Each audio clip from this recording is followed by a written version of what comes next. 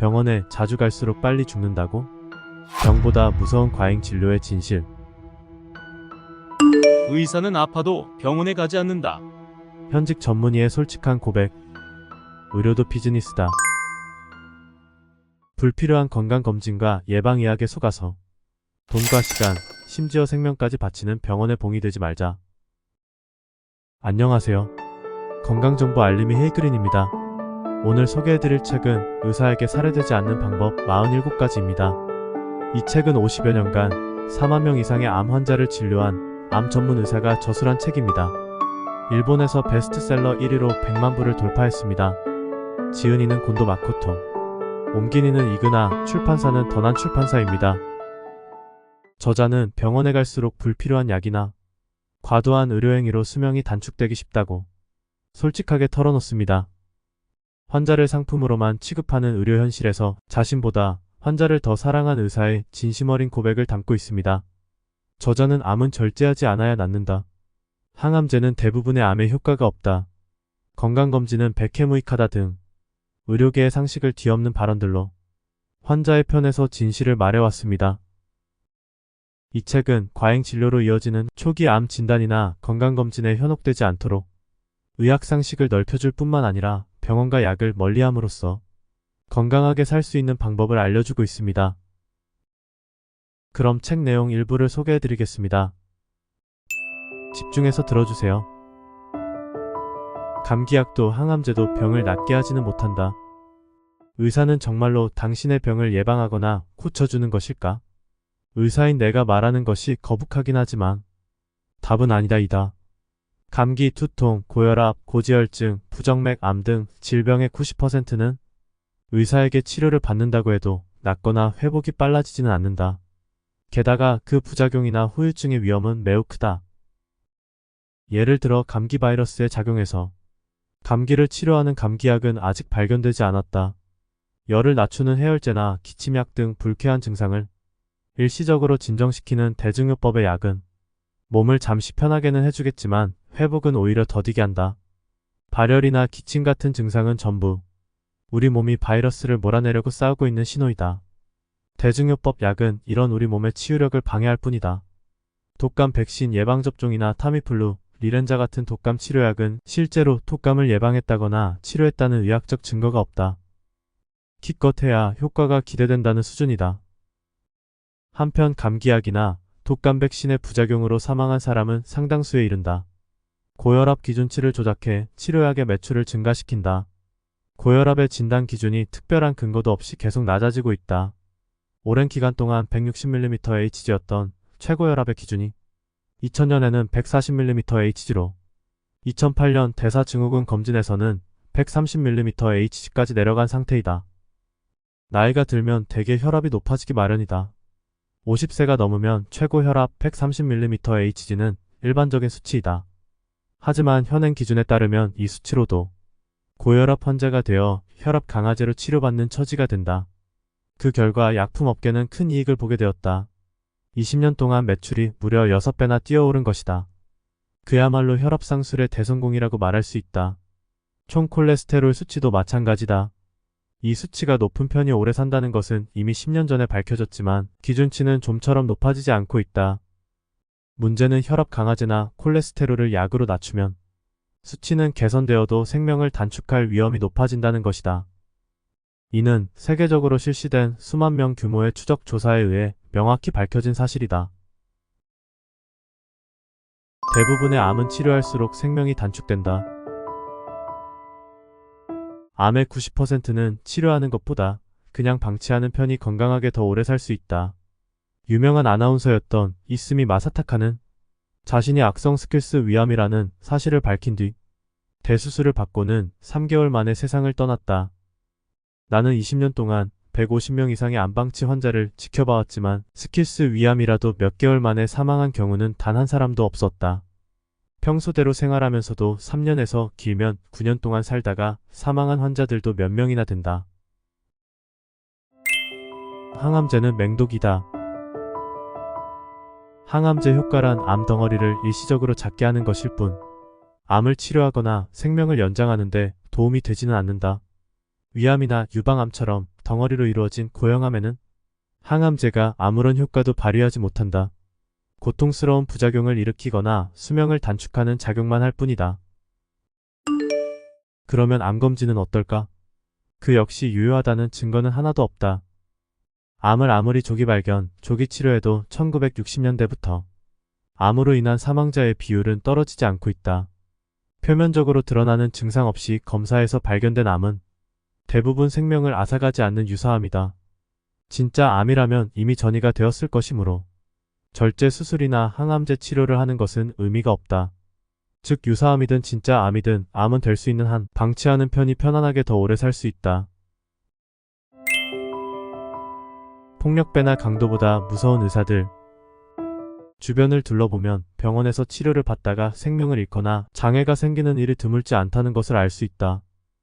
활기차게 일하던 사람이 갑자기 암이 발견되어 수술이나 치료를 받고는 몇 달 만에 사망하는 비극은 여전히 자주 일어나고 있다. 그 환자들이 죽기 직전까지 겪는 투병의 고통도 이만저만이 아니다. 엄청난 권태감, 구토, 탈모, 급격한 쇠약증 등에 끊임없이 시달리게 된다. 사실 위암, 식도암, 간암, 자궁암 같은 암은 방치하면 고통을 겪지 않는다. 극심한 고통 속에서 죽음을 맞는 이유는 불필요한 암치료 때문이다. 그런데도 의사들은 찾아온 환자들에게 암은 무서운 병이니 즉시 치료해야 한다고 속삭인다. 이는 암에만 해당되는 이야기가 아니다. 건강검진에서 대사증후군이라는 진단을 받고 조깅을 시작했다가 심근경색으로 돌연사하거나 뇌검사에서 동맥류가 발견되어 수술을 했는데 전신마비가 되는 등 병원에서 검사나 치료를 받고 수명이 단축되는 일은 비일비재하다. 어찌 보면 의사는 폭력배나 강도보다 무서운 존재이다. 폭력배는 보통 일반 사람들을 죽이거나 신체 부위를 절단하지는 않는다. 강도도 대개는 돈만 빼앗는다. 하지만 의사들은 환자를 위협해서 돈을 내게 할 뿐만 아니라 환자의 몸을 상하게 하거나 생명까지 잃게 한다. 암과 쓸데없이 싸우지 마라. 최근에 예방의학이 인기를 끌고 있는데 그것은 사실 환자를 불러 모으는 의학에 지나지 않는다. 속된 말로 의사의 봉이 되지 않도록 주의해야 한다. 대학병원이나 국립암센터처럼 시설이 잘 갖추어져 있고 흔히 좋은 병원으로 여겨지는 큰 병원은 도리어 좋은 실험 대상이 되는 병원이라고 생각하는 것이 좋다. 암으로 고통스러워하다가 죽는 것은 암 때문이 아니라 암 치료 때문이다. 하지만 의사는 무조건 암 때문이라고 말한다.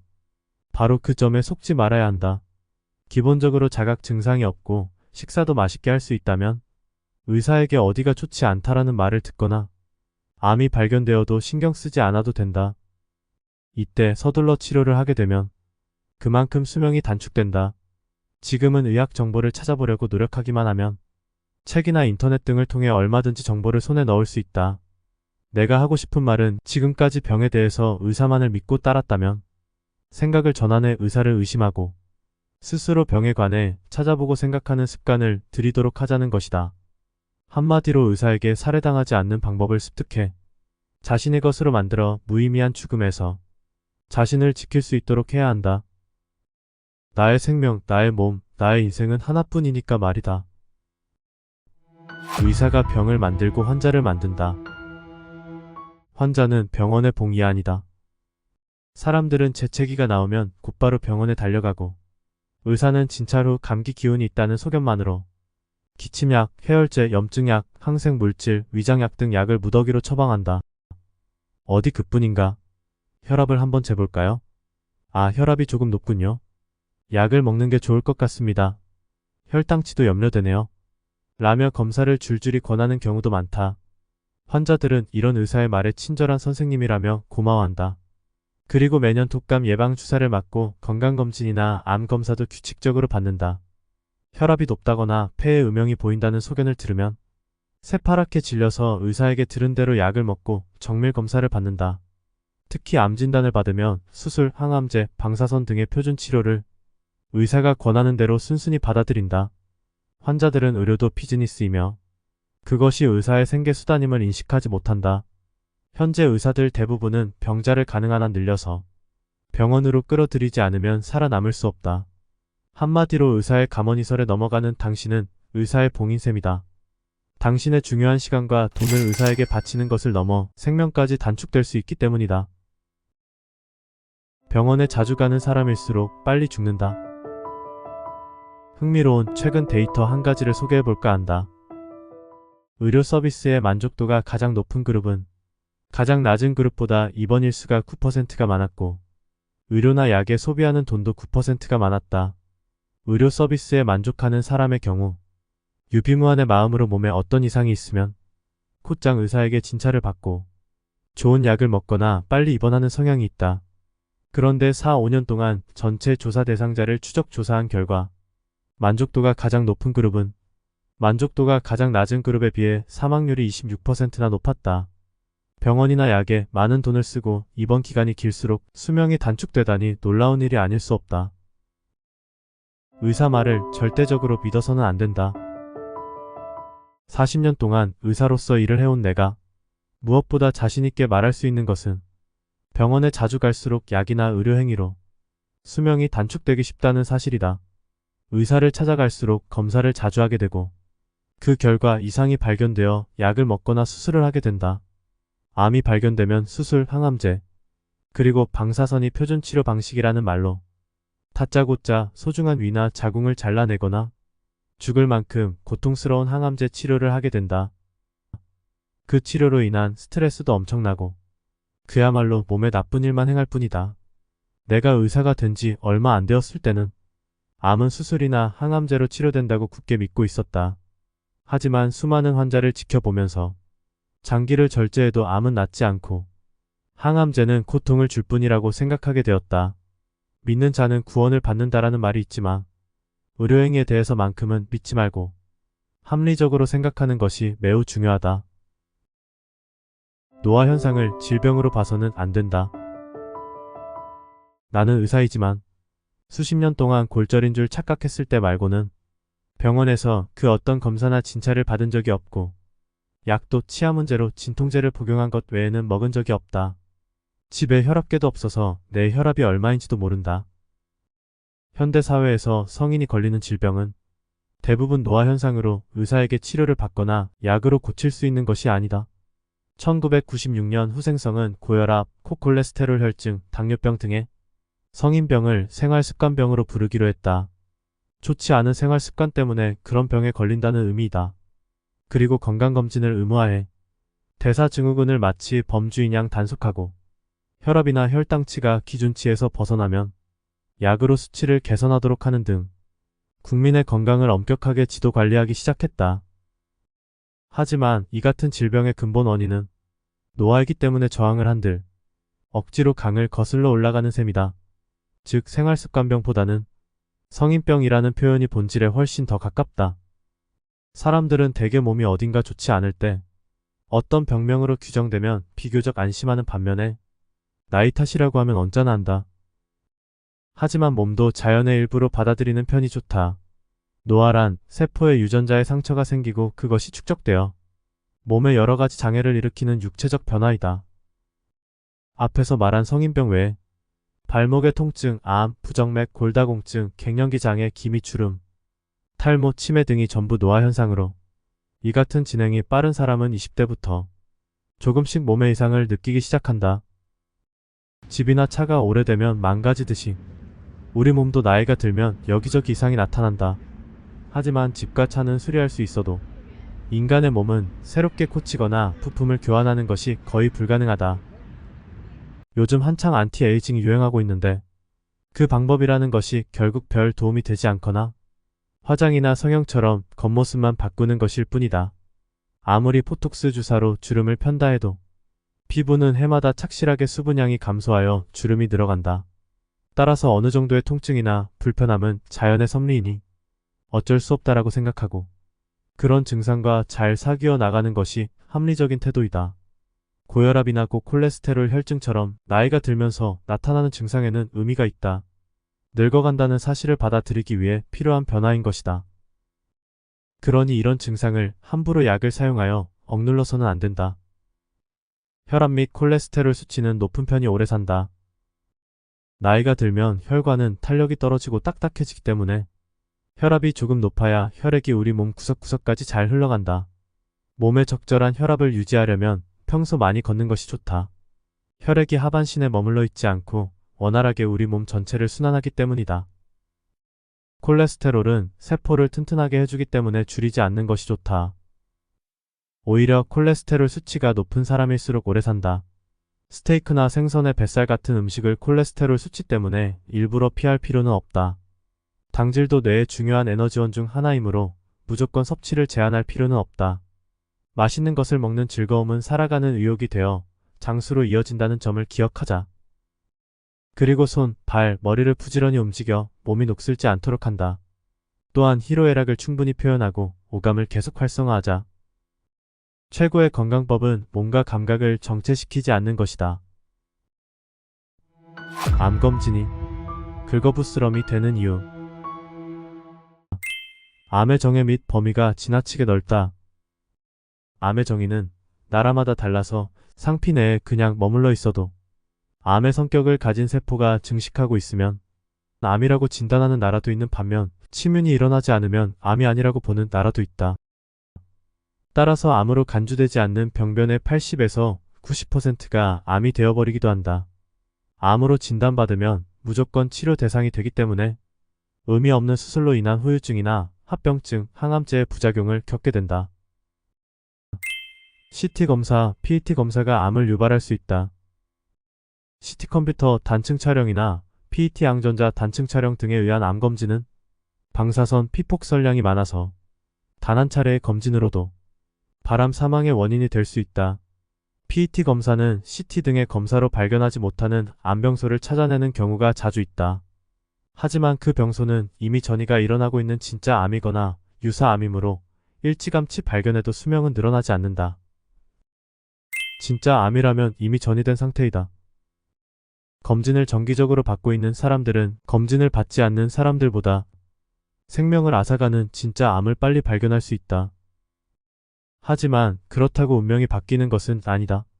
진짜 암이라면 검진에서 발견될 정도의 크기가 되기 훨씬 전에 이미 전이가 시작된 상태이기 때문이다. 반면에 검진을 받지 않는 사람들은 암 검진에서 발견될 암을 그냥 방치해두게 된다. 그러나 사망자 수는 검진을 받고 있는 그룹과 다르지 않다. 정밀 검사를 받을수록 유사암을 발견하게 된다. 정밀 검사를 통해서 훨씬 작은 암이 발견되면 유사암임에도 무의미한 치료를 할 가능성이 지금보다 높아진다. 결국 정밀 검사를 할수록 유사암 환자를 더 많이 만들어내게 된다. 3종류 이상의 약을 한꺼번에 먹지 마라. 가능한 한 모든 약의 사용을 중단하라. 나는 모든 환자들에게 한 번에 3종류 이상의 약을 처방하는 의사는 믿지 말고 5종류 이상의 약을 한꺼번에 먹는 행위는 상당히 위험하다고 누누이 강조하곤 한다. 약을 몇 종류나 복용하면서도 늘 몸이 좋지 않다는 환자나 고령자 중에서 치매나 현기증이 나타나는 경우는 약을 전부 중단하라고 조언한다. 약의 복용을 그만둬도 약효는 얼마간 지속되면서 자연스럽게 떨어지므로 금단 증상이 일어나는 일 없이 몸 상태가 거의 호전된다. 약은 독이다. 모든 약에는 부작용의 위험이 있다. 실명, 목숨을 앗아가는 폐렴 등 심각한 약해가 일어나고 있는데도 이런 일이 어둠 속에 묻혀버리는 것은 의사나 제약회사가 병사라고 거짓 보고를 하거나 환자 측도 약의 부작용이라고는 생각지 못하기 때문이다. 나는 흔히 약의 부작용이라고 부르는 것은 약해가 일어났을 때를 위한 구실일 뿐이라고 생각한다. 즉 약의 작용은 전부 주작용이며 병을 치료하기는커녕 오히려 병을 가져오거나 악화시키고 최악의 경우 죽음에 이르게 하는 위험한 것이라고 생각한다. 건강하게 장수할 수 있는 4가지 생활 습관. 첫째, 응급 상황일 때 외에는 병원에 가지 않는다. 이것만으로도 검사로 인한 방사선 피폭이나 의미 없는 수술, 약해로 고통받거나 사망할 위험이 크게 감소한다. 둘째, 사전 의료 의향서를 작성한다. 의식을 잃었을 때 연명 치료에 대한 자신의 의사를 명확하게 기록으로 남기고 가족에게 전달한다. 셋째, 넘어지지 않도록 주의한다. 나이가 들면 몸의 균형을 찾기가 어려워서 쉽게 골절을 일으킨다. 그러면 그대로 몸져눕게 되면서 의식까지 단숨에 흐려지는 경우가 많다. 계단 오르내리기는 균형 감각을 돕는 좋은 훈련이므로 평소 계단을 이용하도록 하자. 단 계단에서 굴렀다가는 큰 사고를 당할 수 있으므로 무리하지 말고 반드시 난간을 잡고 오르내리도록 한다. 넷째, 치매를 방지하기 위해 노력한다. 치매가 와도 씹고 삼키는 기능은 유지되고 내장도 건강하므로 세밀하게 환자를 잘 보살피면 10년에서 15년 정도는 더 살 수 있다. 하지만 치매 환자를 보살피는 것은 너무나 힘든 일이므로 가족을 불행하게 하지 않기 위해서라도 손발을 부지런히 움직여 치매를 예방하도록 하자. 최근 사전 연명 의료 의향서를 미리 작성해 두는 사람들이 늘고 있습니다. 사전 연명 의료 의향서는 나중에 사고나 질병 등으로 회복 불가능한 상태가 됐을 때, 의사소통이 불가능하거나 의식이 없을 때 연명 치료에 대한 의사를 미리 밝혀두는 서류입니다. 이는 환자의 의료 결정을 존중하고 존엄성을 지키는데 중요한 도구로 사용되며 법적 효력을 인정받습니다. 다음은 저자 곤도 마코토의 사전 연명 의료 의향서 내용입니다. 연명 치료는 절대 하지 말아 주십시오. 나는 오늘까지 자유롭게 살아왔습니다. 64세까지 좋아하는 일에 열중하며 행복한 인생을 살았습니다. 그러니 나답게 생을 마감하고 싶습니다. 지금 나는 의식을 잃어가고 있거나 불러도 아주 약하게 반응할 뿐이라고 생각합니다. 이미 자력으로는 호흡도 거의 불가능할지 모릅니다. 하지만 이대로 눈을 감아도 전혀 여한이 없습니다. 그러니 구급차는 절대 부르지 말아 주십시오. 이미 병원에 실려왔다면 인공호흡기를 연결하지 마십시오. 연결했다면 떼 주십시오. 자력으로 먹거나 마실 수 없다면 억지로 음식을 입에 넣지 말아 주세요. 수액도, 튜브 영양도, 승합제, 수혈, 인공투석 등도 포함해 연명을 위한 치료는 그 어떤 것도 하지 말아 주십시오. 이미 하고 있다면 전부 중단해 주시기 바랍니다. 만약 내가 고통을 느끼고 있는 것 같다면 모르핀처럼 통증을 완화시키는 처치는 감사히 받겠습니다. 지금 내 생명을 연장하고자 전력을 다하고 계시는 분께 진심으로 감사드립니다. 그러나 죄송하지만 나의 바람을 들어주십시오. 나는 이 문장을 냉정하게 생각한 후에 작성했으며 가족의 동의도 받았습니다. 연명 치료는 일절하지 않았으면 좋겠습니다. 부디 마지막 소원을 들어주시기 바랍니다. 결코 후회하지 않을 것을 여기에 맹세합니다. 인간은 마땅히 건강을 누릴 권리도 있지만 존엄하게 이 세상을 떠나야 할 권리도 있다고 생각합니다. 얼마 전 동상이몽이라는 TV 프로그램에 오연수 손지창 부부가 사전 연명 의료 의향서에 서명을 하는 장면이 나왔는데요. 19세 이상 성인이라면 누구나 작성할 수 있지만 보건복지부가 지정한 등록기관에서 충분한 설명을 듣고 작성해야 효력이 생기며 가족도 동의해야 합니다. 우리나라에서는 2016년 웰다잉법, 즉 연명의료 결정법이 제정된 이후 지금까지 무려 184만 명 이상이 사전 의료 연명 의향서를 작성했다고 합니다. 저도 이 책을 읽고 나서 회생 가능성이 없는 건강 수명이 다했을 때 무의미한 연명 치료는 받지 않겠다는 생각이 들었습니다. 인간은 누구나 죽습니다. 단지 우리는 선택할 수 있을 뿐인데요. 병원에 돈을 갖다 바치면서 온몸에 수액을 맞으며 고통 속에서 죽어갈 것인가? 아니면 사랑하는 사람들에게 둘러싸여 마지막 순간을 평온하게 맞을 것인가? 어차피 피할 수 없는 죽음이라면 평온하게 집에서 가족들의 보살핌을 받으며 죽어가는 것이 가장 행복한 죽음이라고 저자는 말하고 있습니다.